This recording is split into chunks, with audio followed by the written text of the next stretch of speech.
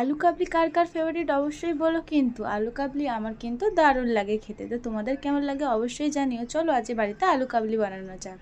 প্রথমে আমি দুটো আলুকে সিদ্ধ করতে নিয়েছি, তার সাথে কিছু ছোলা মটরও দিয়েছিলাম। আর আলু কাবলি স্পেশাল মশলার জন্য লাগবে ধনে মৌরি, গোটা জিরে আর শুকনো লঙ্কা, এটাকে গুঁড়ো করে নিলাম। লাগবে শসা, পেঁয়াজ, টমেটো, কাঁচা লঙ্কা আর লেবুর রস, এটা মাস্ট। আর লাগবে তেঁতুল আর সামান্য পরিমাণ নুন।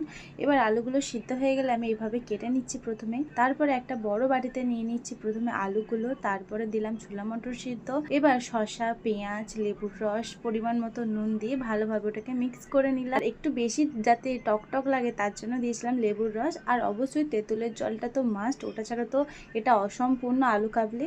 আলু কাবলি স্পেশাল মশলাটাও দিয়ে দিলাম, দিয়ে এটাকে ভালোভাবে মিক্স করে নিলাম। আলু কাবলিটা খেতে কিন্তু খুব সুন্দর হয়েছিল। তোমরাও আমার মতো বাড়িতে ট্রাই করে দেখতে পারো। আজকের ভিডিওটা কেমন লাগলো জানিও। দেখা হবে আরও নতুন ভিডিওতে। আজকের জন্য টাটা।